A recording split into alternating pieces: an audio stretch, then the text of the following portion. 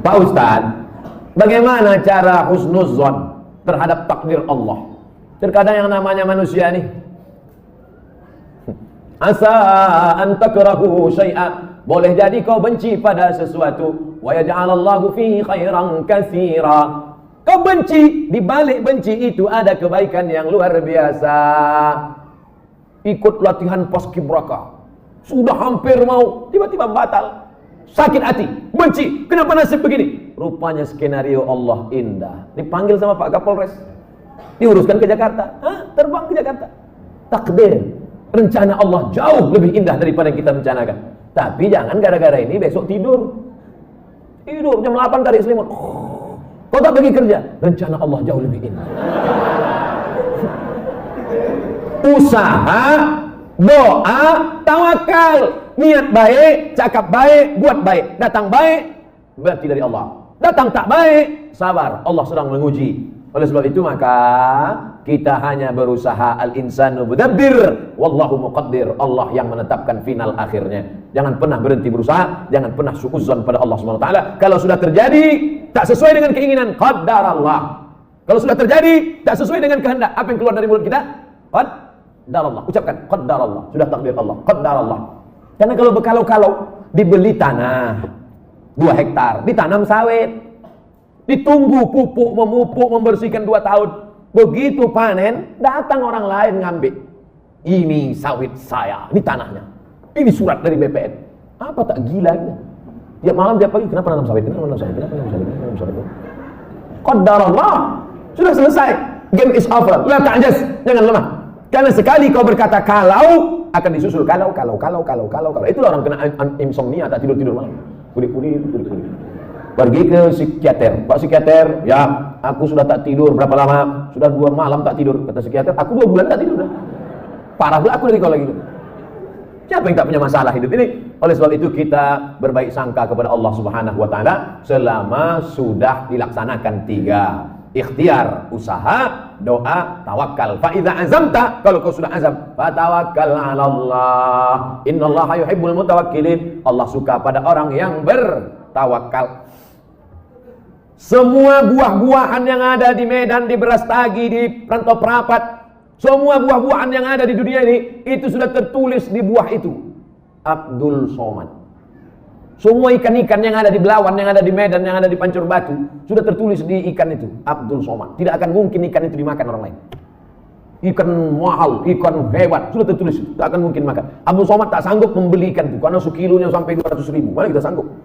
Seonnya 200.000, ikan mahal. Itu kalau dimakan tamu, menetes air mata kita. Saking mahal. Tapi karena sudah tertulis punya Abdul Somad, kalau rezeki takkan kemana. Dituliskan Allah SWT. Siapa membelikan tuh? Bini gubernur. Belanja pagi-pagi. Orang kaya belanja kan nunjuknya pakai kelingking aja. Berapa?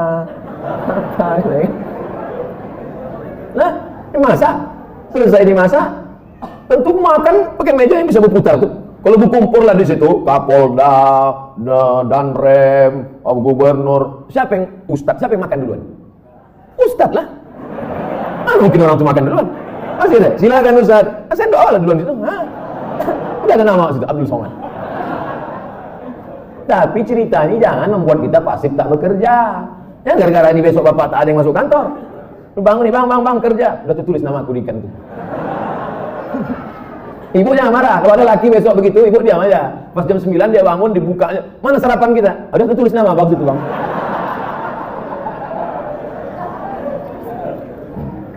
Orang yang pakai akal-akal itu pakai akal juga kita balasnya. Tak main ayat hadis sama dia.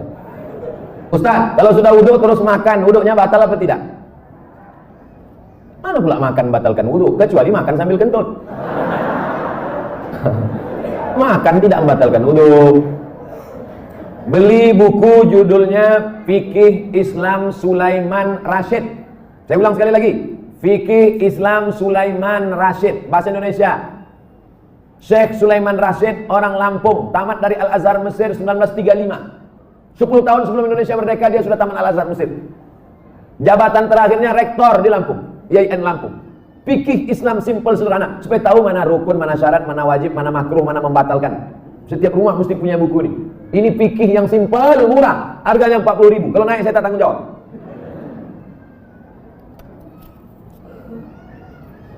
Ustaz, apa pahala sholat 2 hari raya? Sholat Idul Fitri, Idul Adha tak perlu dibalas. Sholat Idul Fitri, Idul Adha tidak perlu disebutkan dalil-dalilnya, tak perlu dimotivasi. Karena yang tak sembahyang pun sembahyang. Yang perlu dikasih motivasi itu sholat subuh.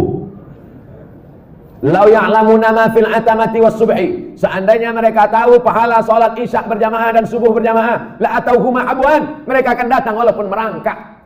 Saking beratnya sholat isya sama sholat subuh. Rakaat al-fajri khairun minad dunya wa ma fiha. 2 rakaat sholat subuh, qabliyah subuh, sholat sunat sebelum subuh lebih baik daripada dunia dan seisinya. Kalau sholat qabliyahnya lebih baik dari dunia dan seisinya, apalagi sholat subuhnya. Adapun sholat Idul Fitri, Idul Adha, maka Nabi memerintahkan perempuan, maaf cakap yang sedang haid, perempuan yang haid tetap datang keluar rumah, bukan untuk sholat tapi mendengarkan khutbah. Sholatnya biasa aja, mendengarkan khutbahnya. Dengarkan khutbah. Ini banyak orang sholat id, begitu khotib naik ke atas mimbar, Allahu Akbar, Allahu Akbar, Allahu Akbar. Dia mulailah megang telekung kawan. Kau beli di mana? Di Sukaramai apa di Olimpia? Ustaz, kalau bercadar bagi perempuan wajib apa tidak? Ada namanya Syekh Twigri, tempatnya di Riyadh, Saudi Arabia. Kata dia cadar itu wajib. Syekh Twigri mengatakan cadar wajib. Syekh Albani mengatakan cadar tak wajib.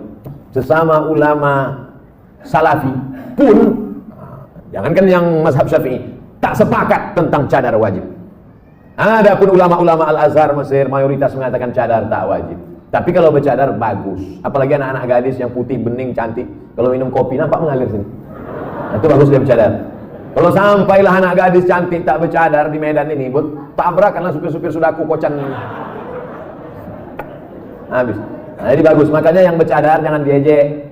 Kenapa kalau ada orang bercadar diejek? Kenapa kalau ada orang bercadar diolok-olok? Tapi kalau perempuan berok pendek diam, berarti setan. Yang bercadar bagus, silakan. Yang tak bercadar tak apa-apa. Jangan antara yang bercadar dengan bercadar saling ejek mengejek. Kalau kalian yang bercadar mengejek yang tak bercadar, yang tak bercadar mengejek yang bercadar, yang ketawa yang tak bercelana. Nah, oleh sebab itu mari kita jaga. Selama dia tak keluar dari Ahlus Sunnah wal Jamaah, maka tak boleh saling caci mencaci, maki memaki. Pandangan dari syariat Islam tentang mewujudkan kemerdekaan yang hakiki. Merdeka kita tidak didikte orang lagi. Dulu kita didikte, ditunjuk-tunjuk kiri oleh Belanda dan Jepang. Belanda sudah pulang, Jepang sudah pulang. Hiroshima, Nagasaki dibom oleh Amerika, pontang-panting Jepang balik. Dan kita sekarang sudah merdeka. Masih ada bangsa yang belum merdeka. Palestina masih dijajah Israel, laknatullah alaihi. Uighur masih dijajah. Rohingya masih dijajah. Patani masih dijajah. Septa Melilia masih dijajah. Kita sudah merdeka. Bangsa Indonesia di pembukaan Undang-Undang Dasar atas berkat rahmat Allah yang Maha Kuasa dan keinginan luhur bangsa Indonesia dengan ini menyatakan kemerdekaan. Karena penjajahan di atas dunia harus dihapuskan karena tidak sesuai dengan pri kemanusiaan dan pri keadilan. Bebas dari penjajah sudah, tapi kita perlu lebih hebat lagi. Bebas mengatur hasil alam kita untuk kita, supaya anak-anak kita tidak lagi memikir ada anak yang bunuh diri karena tidak bayar SPP, malu diejek kawan-kawannya. Padahal mestinya pendidikan gratis, 20% sudah dialokasikan pemerintah. Ada orang yang mesti ngantri hanya untuk mencari pekerjaan sebagai driver transportasi online. Bukan hina pekerjaan ini, halal, baik, tapi tak layak dengan strata pendidikan mereka yang tinggi. Oleh sebab itu maka kita tak boleh merasa puas, tapi bukan ajang untuk caci mencaci, celah mencela. Ini tanggung jawab kita bersama. Mudah-mudahan kita merdeka dari kebodohan, merdeka dari uang sekolah yang mahal, merdeka dari tidak ada kesempatan kerja, sehingga tahun ke depan menjadi lebih baik insyaallah. Amin ya rabbal alamin. Mengisi kemerdekaan itu, peringatan 17 Agustus itu dengan syukur pada Allah, karena kemerdekaan itu rahmat Allah. Ini sekarang banyak orang mensyukuri kemerdekaan, laki dipakainya baju bininya main bola pakai daster. Apa ini? Pejuang kita dulu pontang panting mengusir Belanda, dia pontang panting pakai baju bini. Saya tidak bertanya, saya hanya mohon doa agar anak saya jadi hafiz Quran yang rendah hati, suka bersedekah serta bermanfaat bagi umat. Tidak hanya yang minta request ini, semua anak-anaknya nanti, baik yang sudah lahir maupun belum lahir, maupun yang emaknya belum dapat. Yang lajang-lajang ini, yang berondong-berondong, saya doakan nanti semua di akhir majelis semuanya mendapatkan kebaikan insyaallah. Amin ya rabbal alamin. Ringkas saja Pak Ustaz, saya mohon Ustaz jabarkan tentang Nabi Ibrahim yang walaupun ayahnya kafir, beliau sangat santun terhadap orang tuanya. La illam tantahi Ibrahim, kalau kau tidak berhenti menceramahi aku, kalau kau tak berhenti mengajak aku menyembah Allah, la arjumannaka, aku lempar kau pakai batu sampai mati, Ibrahim. Ada ayah orang Medan gini. Rasanya tak ada. Kalau kau tak berhenti menceramahi aku, Ibrahim, la arjumannaka, aku lempar kau pakai batu. Wahjurni maliya, pergi kau dari sini, tinggalkan rumah ini, tinggalkan kampung ini, maliya, untuk waktu yang lama. So kau balik-balik lagi. Apa jawaban Ibrahim alaihissalam? Salamun alaika, selamat untuk ayah. Astaghfirulaka rabbi, aku akan mintakan ampun kepada Allah atas dosa-dosamu, hai ayahku. Innahu kana bi hafiya, Allah itu mengabulkan doaku. Kalau anda berbakti pada orang tua, dibalas Allah mendapat anak yang berbakti juga. Apa balasan Allah terhadap budi baik Ibrahim? Dapatnya 2. Kau buat 1, ku balas 2. Ibrahim dapat balasan 2. Lahirlah Ismail dengan dites Ibrahim, dibawanya pisau. Ya bunayya, wahai anakku, inni ara fil manam, aku tengok dalam mimpiku malam tadi, anni azbahuka, aku menyembelih lehermu. Fanzur madza tara, apa pendapatmu? Bapak kalau mau ngetes anak bapak sesoleh anak Ibrahim, balik dari sini ambil pisau. Ya bunayya, wahai anakku, anni ara fil manam, aku tengok dalam mimpiku malam tadi, anni azbahuka, aku sembelih lehermu. Fanzur madza tara, what is your opinion, oh my son? Gila ya, katanya. Apa jawab Ismail? Ya abati, wahai ayahku, if'al ma tu'mar, laksanakan apa yang diperintahkan Allah. Satajiduni insyaallah minas sabirin, insyaallah aku menjadi anak yang sabar. Dosa minum khamar boleh jadi di dunia tak dapat, di akhirat dibalas. Dosa sabu-sabu boleh jadi di dunia tak dapat, di akhirat dibalas. Tapi dosa durhaka pada orang tua, dua-dua dapat. Di dunia dapat, di akhirat dapat. Waspadalah.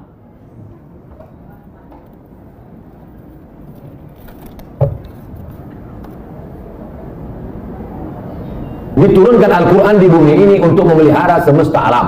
Kenapa tak ada keinginan Ustadz menjadi pemimpin umat di birokrasi? Mancing-mancing.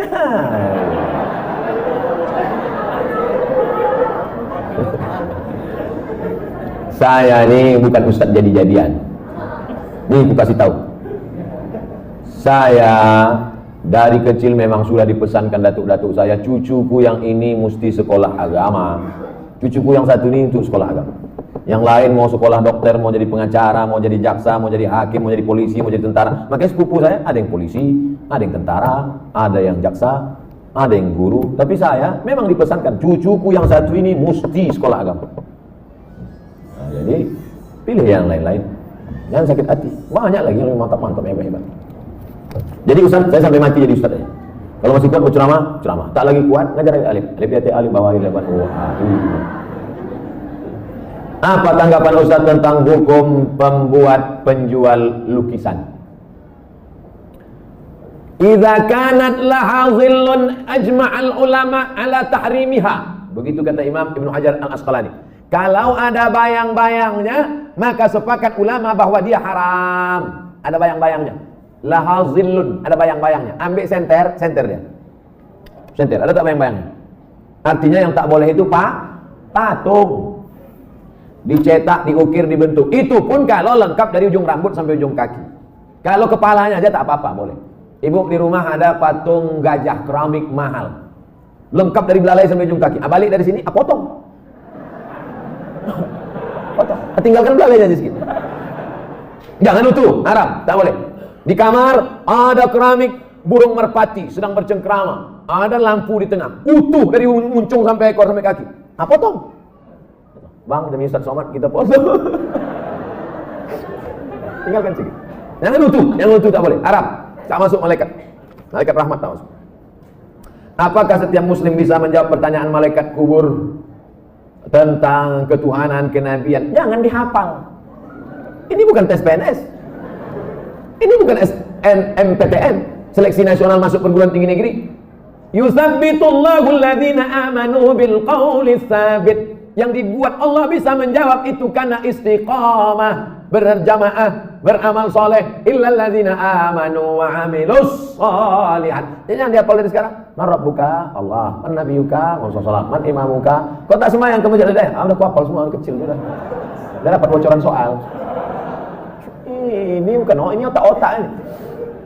Yusabbitullahu alladziina aamanu bil qawli tsabit. Yang bisa menjawab itu diistiqomahkan karena dia istiqomah di sini, istiqomah pula dia di sana. Makanya sebelum salam, fil alamina innaka hamidum majid. Cukup. Kalau salam sah, tapi kalau bagus tambah lagi. Allahumma fir lima qaddamtu wa ma akhartu wa ma asrartu wa ma a'lantu wa ma asraftu wa ma anta a'lamu bi minni antal muqaddim wa antal muakhiru. La ilaha illa anta subhanaka inni kuntu minadh dhalimin. Sebelum salam tambah 4 hadis riwayat Muslim. Allahumma inni a'udzubika min adzabi jahannam wa min adzabil qabr wa min fitnatil mahya wal mamat wa min syarri fitnatil masiihid dajjal. Assalamualaikum warahmatullahi. Belum lagi? Ya udah jawab. Ustaz, Indonesia triliunan rupiah bunganya ke luar negeri. Untungnya untuk biaya pembangunan APBN. Kalau bunga kan haram, apakah rakyat ikut menanggung haramnya Pak Ustadz? Mau nyindir saya nih.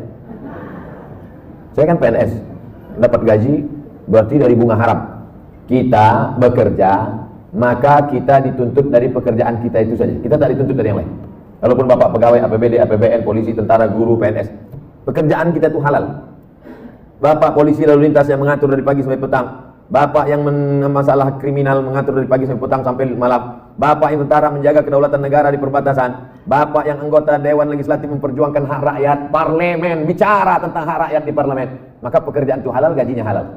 Bapak, ibu buka rumah makan nasi lemak. Halal apa haram nasi lemak? Banyak yang ragu. Nasi lemak halal. Datang orang membeli nasi lemak. Saya beli nasi 5 bungkus. Kita tak perlu tanya sama yang pembeli itu. Ini duit kau, ini duit dari mana nih? Tengok muka kau macam muka perampok. Tak perlu kita tanya dia dapat duit dari mana. Karena yang ditengok bukan kerja dia, tapi kerja kita. Kita jual semen. Semen itu halal apa? Halal, bukan untuk dimakan. Semen itu halal. Kita jual semen, datang orang beli. Koruptor mau bangun rumah. Saya mau beli semen. Maaf, tidak menerima uang koruptor. Cari toko yang lain. Kita yang kita jual nih halal. Begitu juga dengan prinsip pekerjaan kita. Pekerjaan kita halal. Maka tidak perlu kita cari-cari tahu duit orang pembeli itu dari mana. Nah, ini tentang masalah prinsip pekerjaan. Mudah-mudahan anak cucu kita mendapatkan pekerjaan yang halal sehingga rezekinya berkah, sehingga dia tak masuk neraka gara-gara itu.